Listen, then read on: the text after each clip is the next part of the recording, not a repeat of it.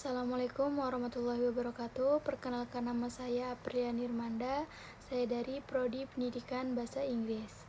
Nah, langsung saja di sini menurut saya micro teaching itu adalah latihan mengajar untuk calon guru sebelum benar-benar mengajar di sekolah. Nah, jadi lewat micro teaching ini kita itu bisa belajar bahwa cara mengajar yang baik, cara berbicara di depan kelas, dan juga cara menjelaskan materi dan cara menghadapi murid. Nah, jadi micro teaching ini pertama kali itu dikembangkan di Universitas Southward, Amerika Serikat sekitar tahun 1960-an oleh Dwight Willens. Jadi tujuannya itu supaya calon guru dapat melatih keterampilan mengajar secara bertahap sebelum masuk ke kelas yang sebenarnya. Nah, jadi definisi micro teaching sendiri itu adalah latihan mengajar dalam skala kecil, baik dari jumlah murid, waktu mengajar, maupun materi pembelajaran. Nah, jadi dari karakteristik micro teaching ini, yaitu waktu mengajarnya singkat, dan juga jumlah muridnya sedikit, dan materi yang diajarkan itu sederhana. Jadi itu hanya berfokus pada keterampilan dasar mengajar. Dan setelah praktek biasanya tuh ada evaluasi atau masukan dari dosen maupun teman-teman di kelas. Jadi contohnya setelah praktek mengajar biasanya guru itu memberikan saran tentang cara menjelaskan materi atau cara mengelola kelas agar lebih baik.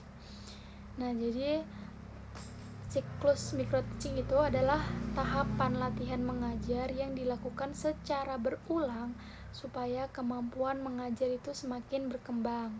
Jadi tahap pertama yaitu perencanaan. Nah, pada perencanaan ini, tahap ini kita menyiapkan tujuan pembelajaran, materi, metodenya, dan juga media pada pembelajaran tersebut. Jadi langkah-langkah pembelajaran. Setelah itu masuk ke tahap praktek mengajar. Nah, yaitu calon guru mulai mengajar di depan kelas dalam waktu singkat. Jadi kemudian di tahap observasi itu di mana dosen atau teman-teman itu memperhatikan cara kita mengajar. Setelah selesai mengajar, masuk ke tahap evaluasi atau feedback. Nah, pada tahap ini guru memberikan kritik dan juga saran mengenai kekurangan saat mengajar.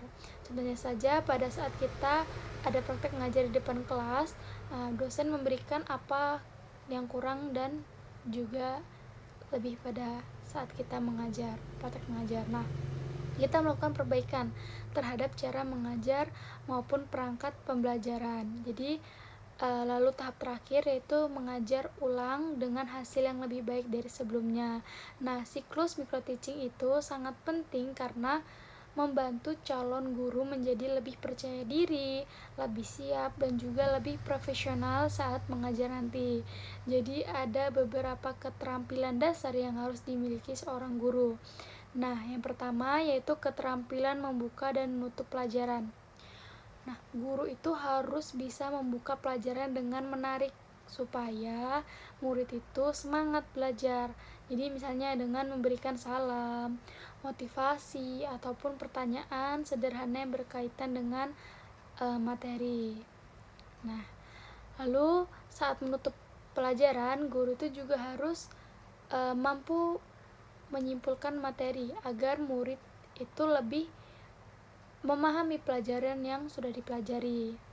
Nah, selanjutnya yang kedua yaitu keterampilan menjelaskan. Nah, guru itu harus mampu menjelaskan materi dengan bahasa yang mudah dipahami murid. Jadi ketika menjelaskan itu guru tidak menggunakan kata-kata yang terlalu tinggi bahasanya, jadi agar mudah dipahami oleh murid tersebut. Nah, kemudian menjelaskan itu sangat penting karena kalau penjelasan guru mudah dipahami, maka murid itu juga lebih mudah mengerti materi. Nah, selanjutnya yang ketiga yaitu keterampilan bertanya. Guru itu harus mampu memberikan pertanyaan agar murid itu aktif dan berani menjawab. Jadi dengan bertanya, suasana kelas itu juga menjadi lebih aktif. Jadi tidak canggung saat di kelas. keempat yaitu keterampilan mengelola kelas. Nah, guru itu harus mampu menciptakan suasana kelas yang tertib dan nyaman agar proses pembelajaran itu berjalan dengan baik. Contohnya tuh seperti guru menenangkan murid yang ribut dengan cara baik dan tidak marah berlebihan, seperti datang langsung ke meja lalu memberi teguran secara lembut begitu. Nah, guru itu yang baik itu harus memiliki 4 kompetensi utama. Nah, pertama itu kompetensi pedagogik, yaitu kemampuan guru dalam memahami murid dan mengelola pembelajaran.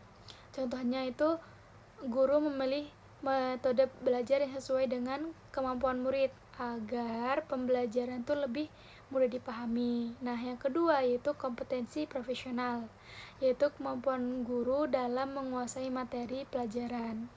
Dan juga guru harus memahami materi dengan baik supaya mampu menjelaskan pelajaran secara benar kepada murid tersebut. Kemudian yang ketiga yaitu kompetensi kepribadian, yaitu sikap dan perilaku guru yang bisa menjadi teladan bagi murid. Contohnya seperti disiplin, guru datang tepat waktu dan tidak telat saat berangkat ke sekolah, dan jujur dan sopan juga, dan pastinya bertanggung jawab. Dan yang keempat yaitu kompetensi sosial, yaitu kemampuan guru dalam berkomunikasi dan berinteraksi dengan orang lain, baik dengan murid, sesama guru, maupun orang tua murid. Nah, yang keempat yaitu kompetensi ini sangat penting supaya guru dapat menjelaskan tugasnya dengan baik. Jadi itu ini saya jelaskan tadi. Nah, selanjutnya itu perbedaan utama antara kurikulum 2013 dan kurikulum Merdeka, yaitu terletak pada sistem pembelajarannya. Nah, pada kurikulum 2013, materi pembelajaran itu lebih padat dan pembelajaran itu masih cukup terikat dengan aturan yang sudah ditentukan. Nah, sedangkan pada kurikulum pembelajaran Merdeka yaitu lebih fleksibel dan lebih fokus pada kemampuan, minat, dan juga karakter murid. Nah, selain itu, kurikulum Merdeka itu memberikan kebebasan kepada guru untuk menyesuaikan metode pembelajaran yang sesuai dengan kebutuhan murid tersebut. Jadi, materi pada kurikulum Merdeka dan itu juga lebih sederhana dibandingkan kurikulum 2013. Nah, jadi sehingga murid itu lebih fokus memahami materi yang penting. Jadi kurikulum Merdeka itu membuat proses belajar menjadi lebih aktif, kreatif, dan juga menyenangkan bagi guru maupun murid tersebut. Nah, mungkin itu saja yang dapat saya jelaskan dari segalanya. Apabila ada kurang dan lebihnya saya mohon dimaafkan. Wabillahi taufiq wal hidayah. Wassalamualaikum warahmatullahi wabarakatuh. Terima kasih banyak.